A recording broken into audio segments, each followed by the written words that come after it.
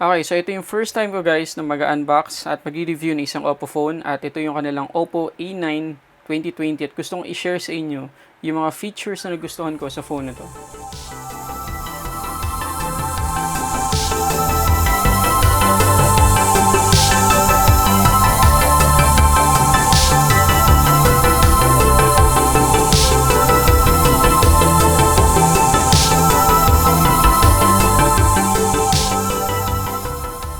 Hi everyone! Welcome to Sulit Reviews. So kagaya na sinabi ko guys, ito yung latest na A-series ng Oppo. Ito yung kanilang A9 2020. At yung i-unbox at i-review natin ngayon ay yung 8GB na variant nila. So excited na ako guys na ipakita to sa inyo. So i-unbox natin. Okay, so pag open natin ang box, makikita natin agad yung document sleeve na merong Oppo branding. Ito yung phone. Tapos dito sa loob ng document sleeve guys, syempre nandiyan yung documentation, warranty card, etc. Plus, yung kanyang SIM ejector. At syempre yung napakagandang jelly case ng Oppo. Nagustuhan ko siya kasi frosted yung gilid niya. Ewan ko, parang ang gandang design lang para sa isang phone nun. Tapos makapal siya. Actually, mas makapal to dun sa Realme 5 na na-unbox natin last time. Okay, so tabi ko muna. So ito yung mismong phone, A9 2020. Kaya yung camera niya sa likod. Tabi muna natin. Tignan muna natin yung iba pang laman ng box. So, syempre, nandito yung kanyang charging brick. At syempre, hindi mawawala USB-C cable. At ito guys, bonus to. Ayan, meron siyang kasamang earphones na pwede nating isaksak sa 3.5mm jack. Hindi niya kailangan ng audio adapter para lang mapagana natin. So, meron talagang 3.5mm jack yung A9 2020. Okay, so tanggalin natin tong plastic dito sa phone. Ito siya guys. Meron akong naalala sa kulay niya tsaka sa design niya yung Redmi Note 8 Pro. Parang ganun yung itsura ng design or yung gradient color nitong A9 2020. Okay, pero ang kakaiba dyan guys ay yung shape ng kanyang fingerprint scanner. So dito sa likod makikita natin yung 4 na camera niya plus yung fingerprint scanner. Dito sa taas wala tayong makikita. Dito sa gilid yung power button niya or yung lock-unlock button. At ang unique dyan guys, meron kayong makikitang kulay green dun sa gitna ng button. Yan. Ang ganda ng ginawa ng Oppo dyan. Tapos dito naman sa kabilang gilid, makikita natin yung volume rockers plus yung SIM tray. So, buksan natin yung SIM tray niya. Tingnan natin kung siya ba ay hybrid o pwede tayong magsaksak ng dedicated micro SD card plus dalawang SIM. So, tingnan natin. Ito siya guys. So, katulad ng mga Realme phones, meron siyang dedicated micro SD card plus dalawang SIM. So, open ko siya guys. Tapos, habang sinisetup ko, pag-usapan muna natin yung specs. Okay, dito muna tayo guys sa display. So, meron siyang IPS LCD 6.5 inches 720p display na merong 270 ppi density. Pagdating naman sa chipset, meron siyang Qualcomm Snapdragon 665 11nm. At on top of Android Pie 9.0, meron siyang ColorOS 6.1. Pagdating naman sa memory, yung pinakita ko sa inyo kanina na dedicated micro SD card slot, kaya niyang mag-handle ng hanggang 256GB of micro SD.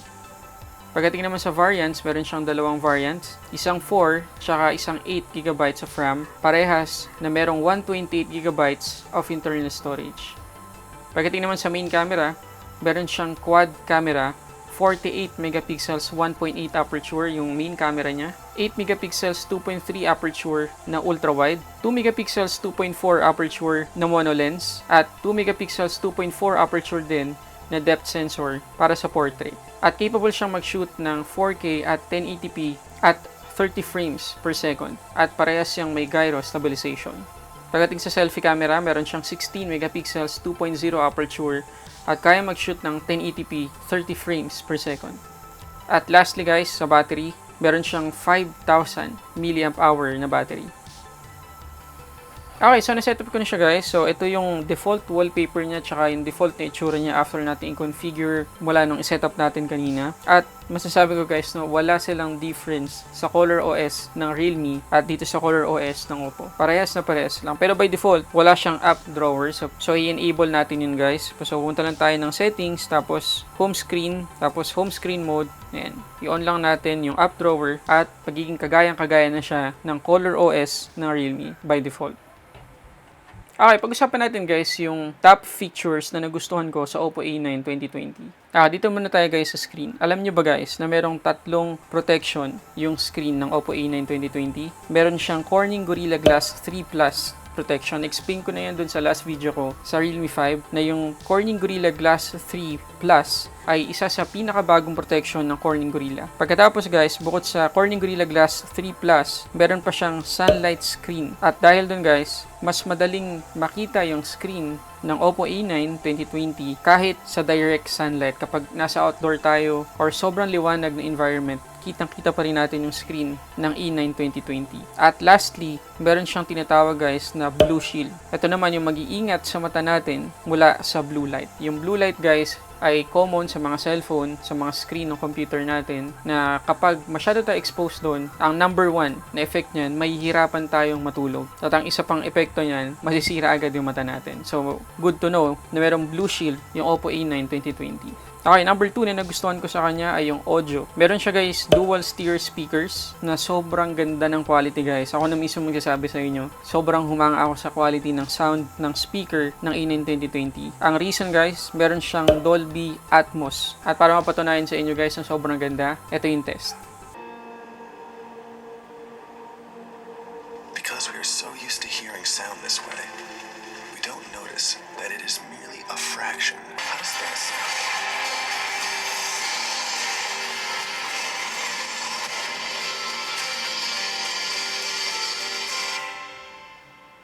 Okay, sunod na nagustuhan ko guys sa Oppo A9 2020 ay yung kanyang chipset. Snapdragon 665. At again, baka sabihin natin guys na luma na yan. Hindi po, ang mas luma ay yung 660.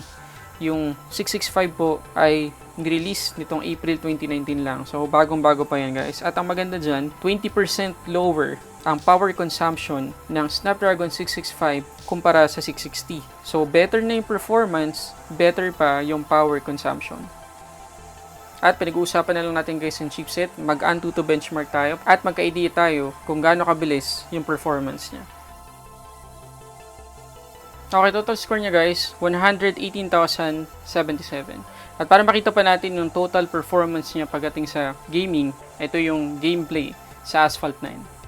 Okay, una natin itetest itong A9 2020 sa high quality mode ng Asphalt 9. So dito sa high quality guys, itatry ng Asphalt na i-generate lahat ng graphics pero depende pa rin yan sa kakayanan ng cellphone mo. So tingnan natin kung ma-generate lahat ng graphics dito sa A9 2020. Okay, so kitang-kita nyo naman guys na hindi kaya ng A9 2020 na ilabas lahat ng graphics ng Asphalt 9 at naramdaman ko talaga na madaming frame drops habang naglalaro ako ng Asphalt 9 dito sa A9 2020.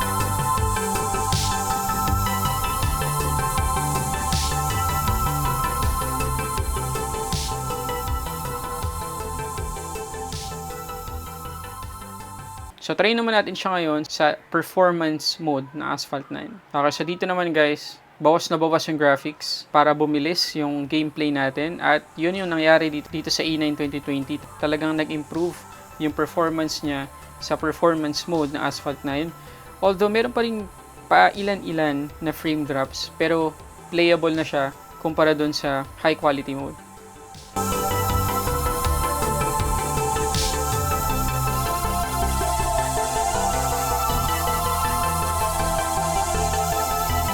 Okay, next feature guys, na gustong-gusto ko sa A9 2020 ay yung battery niya. Kilala nyo naman ako guys, gustong-gusto ko yung phone na sobrang taas ng capacity ng battery or kung hindi naman mataas, mahaba yung battery life niya. So itong A9 2020 ay merong 5,000 mAh na battery at supported ng A9 2020 ang reverse charging via OTG cable. So kung meron pa tayong OTG cable guys, pwede nating isaksak dito yon tapos isaksak pa isang phone at magcha-charge yung phone na yon gamit yung battery ng A9 2020. Ganun kaganda yan.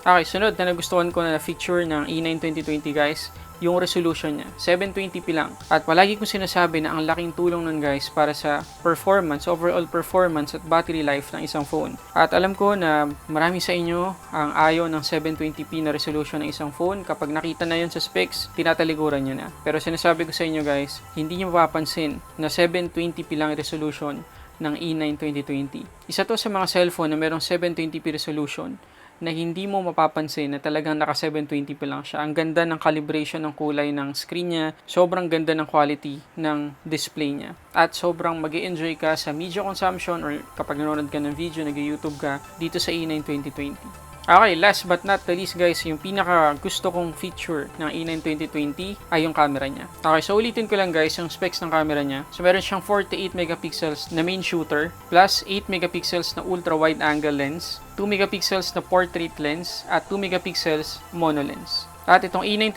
2020 ay merong ultra night mode 2.0. So ito guys yung mga nakunan kong pictures gamit yung camera ng Oppo A9 2020.